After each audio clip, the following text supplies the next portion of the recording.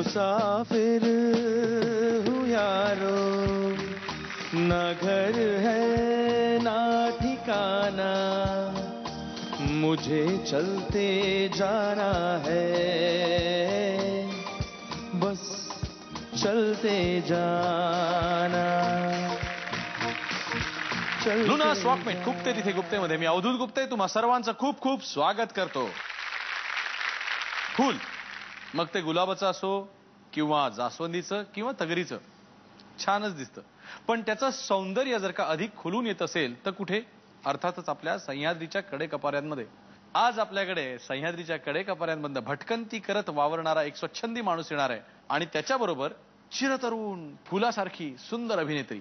कोण आहेत ही दोघं जण कळणार आहे, पण त्याआधी पाहूया गुप्ते का फांडा. मुलगी विचारते मुलाला, ए माझा होशील का? मुलगा म्हणतो नाही, मुळीच नाही. ती म्हणते का? का नाही होणार माझा? तो म्हणतो मी जर माझा झालो तर तू मला गटगट पिऊन टाकशील. तर हा होता आजचा आपला गुप्ते का फांडा आणि आता जोरदार टाळ्यांच्या गजरात स्वागत करूया शिल्पा तुळसकर आणि मिलिंद गुडाची.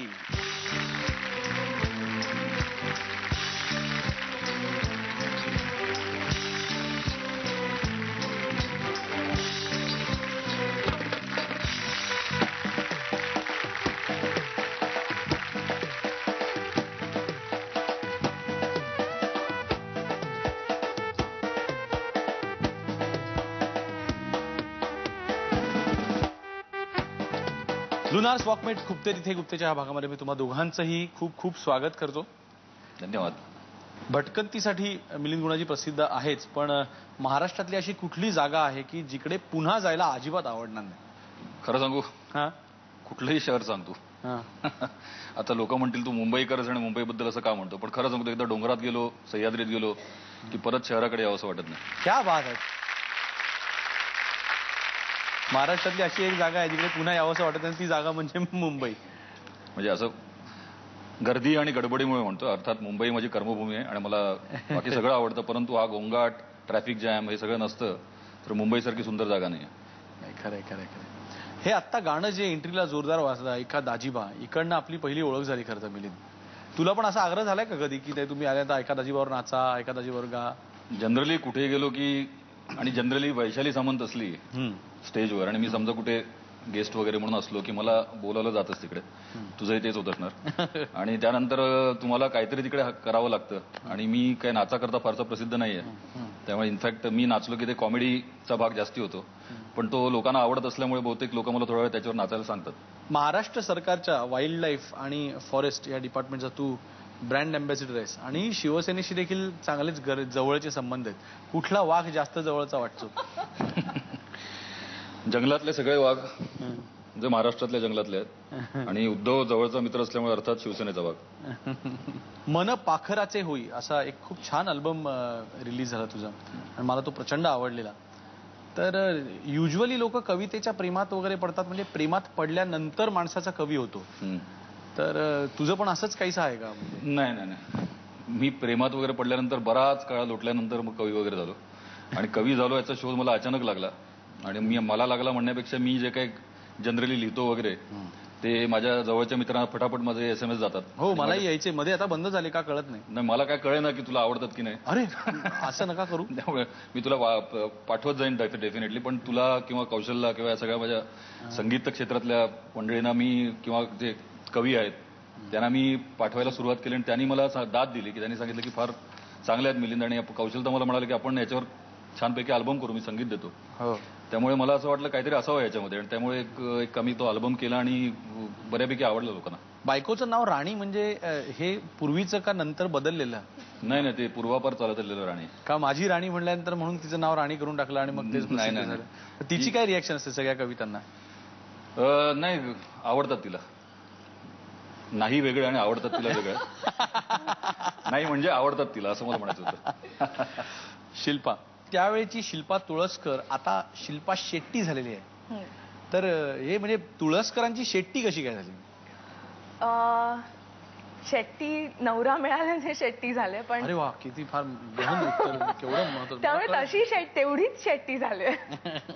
आणि म्हणजे तुळसकर होते, स्क्रीनसाठी अजूनही तुळसकर आहे, कारण बरीच वर्ष आधी काम करत होते, त्यामुळे नाव वगैरे बदलण्याचा हट्ट त्याच्याकडूनही झाला नाही.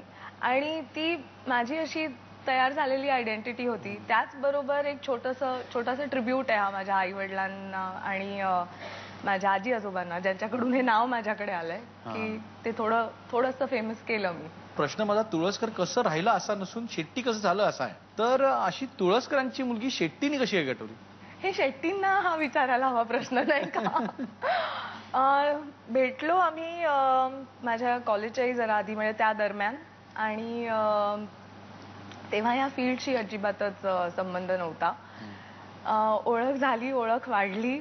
आणि म्हणजे शेट्टी म्हणल्यावर त्यांचं एखादं उडप्याचं हॉटेल होतं का? आणि ते तुम्ही इडली सांबार खायला जायचं असं? नाही, असं काही अनफॉर्च्युनेटली झालं नाही. आता तो त्याच्या वडिलांचं हॉटेलच चालवतो. पण तेव्हा असं काही नव्हतं.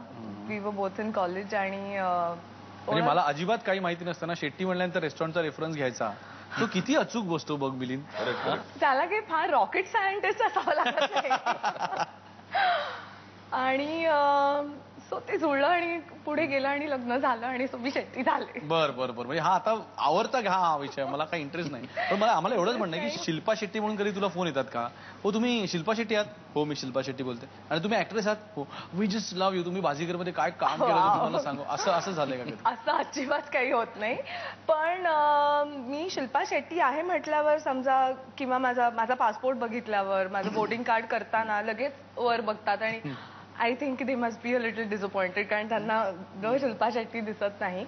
त्याचबरोबर माझी मित्रमंडळी नाही म्हणता येणार, पण ज्यांच्याशी नवीन ओळख होते ते मला शिल्पा तुळसकर म्हणून ओळखतात. त्यांना असं लक्षात, मग काय करतो नवरा? अच्छा, मग नाही असं आहे, नाव काय त्याचं? विशाल शेट्टी. अच्छा, ओ शिल्पा शेट्टी, असं करून फार अम्युजमेंटली बोलतात, जसं ओ यू मॅरिड अ मंकी. असं तर नाहीये ना. इतकं विचित्र असतं ते. असे काही गमतीशीर प्रसंग होतात खरे. ठीक आहे. तू बुद्धिझमचा अभ्यास करतेस म्हणे?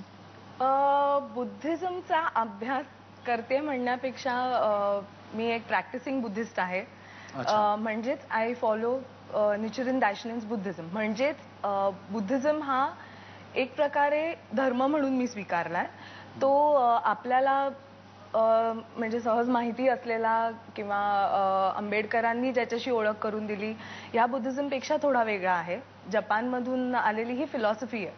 सो त्याच्यावर आधारित असं आयुष्य जगण्याचा प्रयत्न मी करते. मिलिंद गुणाजी मात्र नक्की ऍक्टर आहेत का, ते कवी आहेत का, ते अँकर आहेत का, ते भटकंती करणारे ट्रेकर आहेत का, फोटोग्राफर आहेत? तर ह्या सगळ्या गोष्टी इतक्या एका माणसामध्ये भरलेल्या आहेत, ओतप्रोत. मॉडेल विसरलात तुम्ही. मॉडेल आहे. I know him as a model पहिली. तर म्हणजे हे तुझ्या बाबतीत काय झालं होतं? म्हणजे तुझं नक्की पहिल्यापासून ऍक्टिंग करायची ठरलेली होती? नाही, अजिबात नाही. मला ऍक्च्युली ऍक्टिंग वगैरे या फील्डचा काही संबंध नव्हता आणि मला काही फार प्रचंड अट्रॅक्शनही नव्हतं. आणि मी स्पोर्ट्समध्ये करिअर करत होतो, क्रिकेट, बॅडमिंटन मध्ये वगैरे. आणि ते अचानक एका दुर्दैवी अपघातामुळे माझं अचानक कट ऑफ झालं, माझा शोल्डर डिस्लोकेट झाला. आणि मग मित्रमंडळी मला म्हणायची की का तू बाबा एवढं व्हाईट पर्सनॅलिटी वगैरे तुला आहे, तर तू मॉडेलिंग वगैरे का नाही करत? बाय दॅट टाइम मी इंजिनिअरिंग कम्प्लीट केलं होतं आणि आमच्या मध्यमवर्गीय घरातनं मी आलेलो, त्यामुळे त्या घरातल्या लोकांच्या मताप्रमाणे मी स्वतःच्या पायावर उभा झालेला होतो. त्यामुळे आता मी काही करायला मोकळा होतो. त्यामुळे एक अर्निंग थोडंफार सुरू झालं होतं, स्वतःची एक फॅक्टरी सुरू केली होती. मग काय करायचं असा विचार केला आणि एक्स्ट्रा करिक्युलर ऍक्टिव्हिटी म्हणून गौतम राजाध्यक्षांना भेटलो आणि ते मॉडेलिंग करता. आणि त्याला मला वाटतं सगळं ते काय म्हणतात ते डेस्टिनीमध्ये लिहिलेलं असतं. पहिल्याच आठवड्यात मला दिग्जाम शूटिंग सगळ्यात मोठा भारतातल्या पहिल्या 3 मधला एक ब्रँड होता, त्याच्याकरता मला घेण्यात आला आणि मी 5 वर्ष अव्याहत त्याचं मॉडेलिंग केलं. तिथून माझी ग्लॅमर करिअर सुरू झाली. तिकडून गोविंद निलानींनी मला बघितलं. मग द्रोहकाल नावाचा पहिला चित्रपट, अल्टिमेट मूव्ही होता तो, अतिशय सुंदर. After Shekhar Kapur in Digjam was such a strong face त्यावेळेस. I remember. इनफॅक्ट काय झालं की शेखर कपूरच्या नंतर मला घेतल्यामुळे ते माझ्या मागे लागले होते दिग्जामवाले की तुम्ही सेलिब्रिटी व्हा. म्हटलं सेलिब्रिटी व्हायचं म्हणजे काय करायचं? त्यांनी सांगितलं की तुम्ही पिक्चरमध्ये काम करा. मी म्हटलं मला पिक्चरमध्ये काम करायला आवडत नाही. म्हटलं आम्ही तुला स्पॉन्सर करतो वगैरे. इतकं सगळं झालं. मग शेवटी 4-5व्या वर्षी मी असं विचार केला की का एवढं म्हणतात तर का हरकत नाही, म्हणून मग मी गोविंद निलानींना भेटलो आणि त्यांनी मला बघून सांगितलं की तुला मी ऑलरेडी बघितलेलं ऍड मध्ये वगैरे आणि तुला फार जबरदस्त स्क्रीन प्रेझेन्स आहे, तुला ऍक्टिंग येते का? मी म्हटलं नाही येत, अजिबात येत नाही. मग त्यांनी म्हटलं मी तुला पंडित सत्यदेव दुबेंकडे पाठवतो, ते तुला शिकवतील, मी पण तुला शिकवेन. आणि मी माझा पहिला चित्रपट करतोय द्रोहकाल, ज्याच्यात नसिरुद्दीन शाह आहे, ओमपुरी, अमरीश पुरी हे सगळे मातब्बर लोक. इन्स्पेक्टर धनुष नाही, ऑपरेशन धनुष. ऑपरेशन धनुष, तो धनुष मीच असतो जास्त. हो तुला गंमत म्हणून सांगतो की तो माझा पहिला बॉलिवूडचा चित्रपट होता. त्याच्यात माझं नाव शिवा होतं. त्याच्यात मला डायलॉग जवळजवळ नव्हता, शेवटचा होता फक्त. आता मी हॉलिवूडचा पिक्चर करतोय सिंग्युलॅरिटी म्हणून, त्याच्यातही माझं नाव शिवा आहे आणि त्याच्यातही मला डायलॉग नाही. त्यामुळे आता अशीच करिअर तशी हॉलिवूडमध्ये व्हावी अशी माझी एक इच्छा आहे.